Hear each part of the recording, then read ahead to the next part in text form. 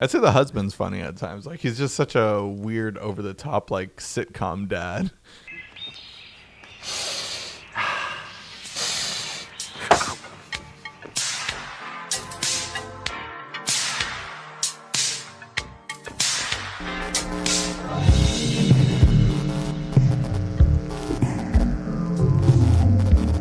You're watching Direct to Dumpster. My name's Blaze. And I'm James. This week, we're talking My Mom's a Werewolf. And this perfectly follows up last week. We watched Silver Bullet. We're talking, where are all the werewolf movies? Yep. It's 1989.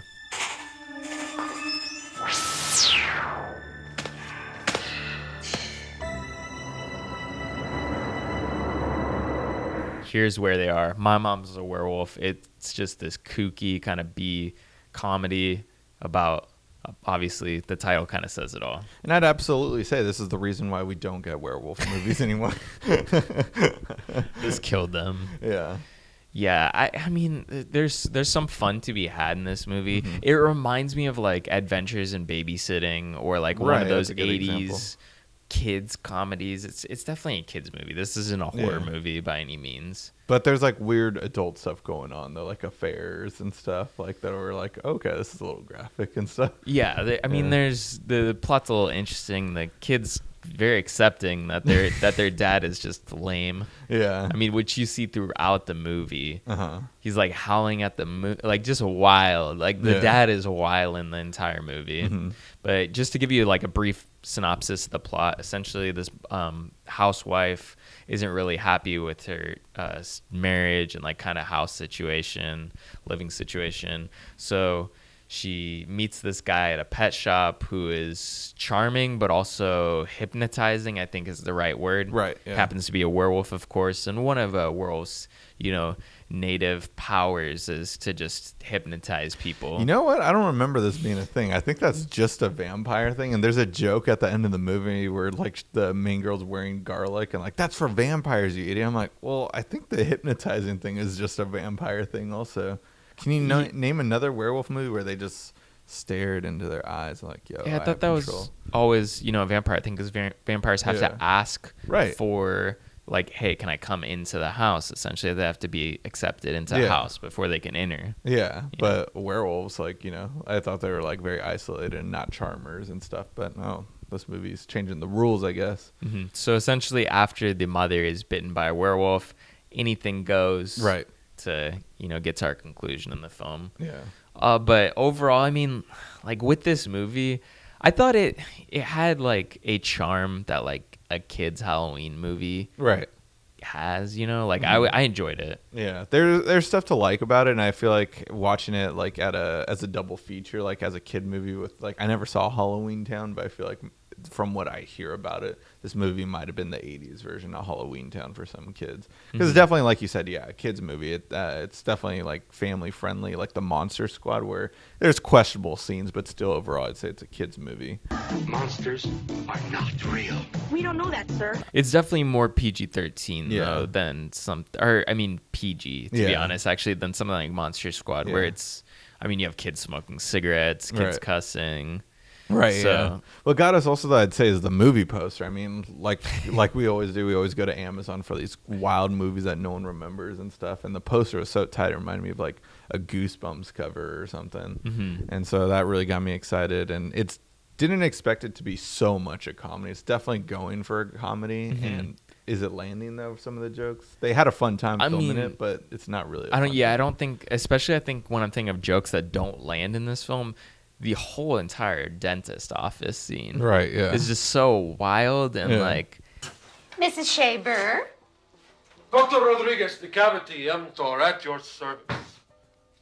Please call me Dr. Rod.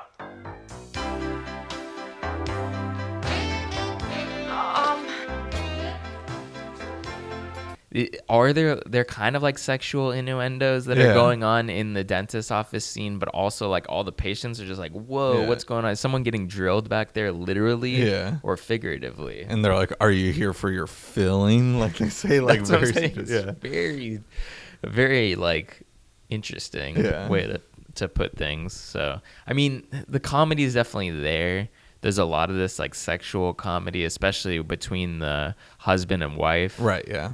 And just I'd say the husband's funny at times. Like, he's just such a weird, over the top, like, sitcom dad.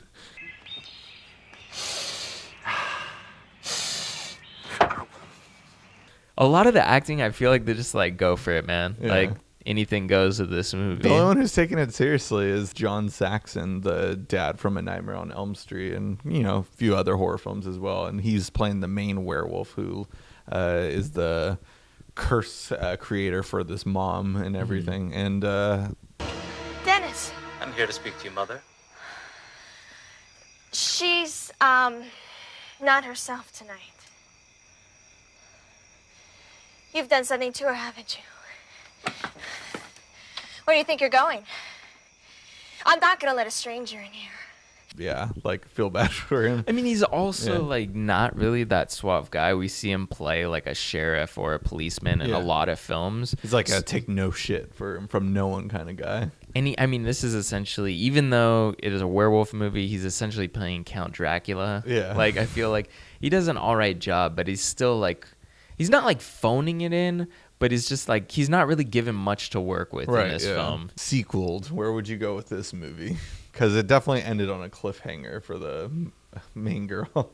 You gotta, I mean, realistically, this is 89. It's kind of moving into the 90s. Yeah. And we have the question always like, where are werewolves? I mean, you can do My Mom's a Vampire. Yeah. I already seen it in this movie because they took a lot of the crucifix, the, you know, charmingness of the werewolf.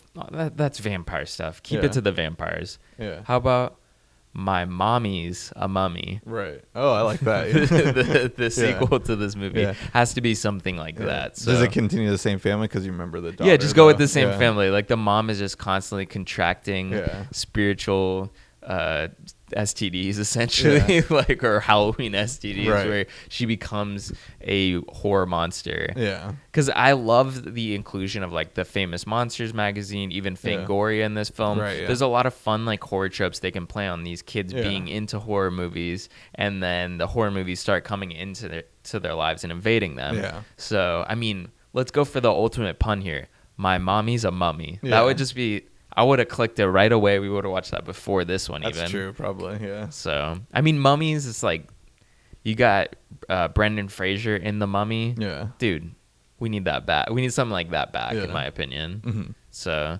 that could be where I'd go with the sequel in this. I mean, overall, like, when it comes to this movie, I don't think it's honestly that bad. It was actually, like, really entertaining. Yeah. The jokes might not all catch, but some of them are, like, end up being so bad they're good. Right. Like when she's getting her teeth filed in the dentist's office, as I was saying, but then also a majority of the film, like any of the scenes with the dad and mom, like the dad is just taking it way over the top, as you said. And Oh. Well, it's lights anyway. Oh, honey, not tonight. I have a headache. Oh, come on, Leslie, you don't have to pretend with me. Listen, darling, I know that before last night you were very upset with me because I haven't been paying you a lot of attention. No, I wasn't. You've been wonderful. Now go to sleep. Oh, Leslie, I'm crazy about you. Oh, please. Wow, you've turned me into an animal. I love it. Yeah. that makes a lot of the scenes like super funny. Like when he wakes up in the morning, opens the curtains, just like breathing in that fresh air. You're like, oh my God. Like, would anyone ever do that? But that's hilarious. Yeah. One thing I was like, question though, why at the end of the movie is like everything dubbed though, or like there's like a weird voiceover going on, like it's as if you're watching a really sports abrupt. broadcast. Yeah, it was really abruptly ended. Because the weird werewolf fight scene and stuff is going down, and then like you're just like, but like there's sportscasting. Like, oh my God, she's like throwing her across the room. Like, oh, like there's just like so much weird I commentary. think they needed reshoots, but they're just like, we'll just do a re-edit. Yeah. Like we can't afford to go back into production. Yeah. A lot of people have moved on. They're dressed in gorilla suits and they're rolling around the room having an orgy. But like Tina Casperi, for example, the lead. I mean, she's kind of the lead, the main daughter. Yeah. This is her last and this is her final performance, but also she's like a lead role, and she was a supporting actor through a lot of her childhood career. So they couldn't get her back out of retirement, I feel like, for this. So they spend too much money filming on Pico Boulevard, I guess. Yeah. I mean, that is kind of cool. It is this low budget movie, but a lot of it does take place in LA. I recognize a lot of the called sites. it out. Yeah, it's car wash, famously on Pico and Beverly Glen. Yeah, close to Fox Studios, actually. Yeah. Yeah.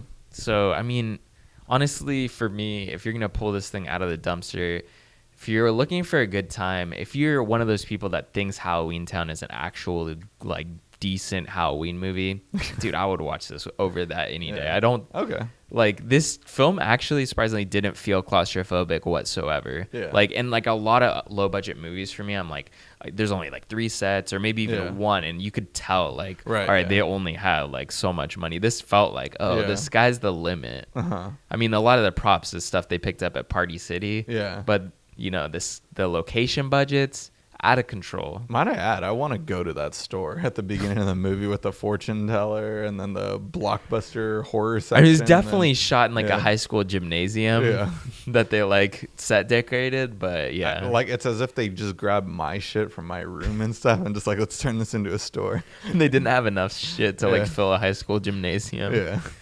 Just put up some fake walls. Yeah. But, yeah.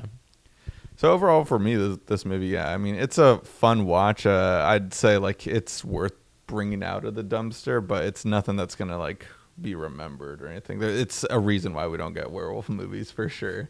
This movie gives bad connotations to werewolves, but it's still an enjoyable watch. And yeah, I'd say it's a fun movie to watch during Halloween. Thanks for watching, guys. We always appreciate the support. And the best way to support us is by going to the description and clicking that link below to watch the film on your own. And after you do that, be sure to leave a comment. Let us know what you thought of My Mom's a Werewolf. After doing that, make sure you subscribe to our channel to stay up to date and hit that notification bell. That's going to do it for this week, guys. Tune in next week for a new episode of Direct to Dumpster.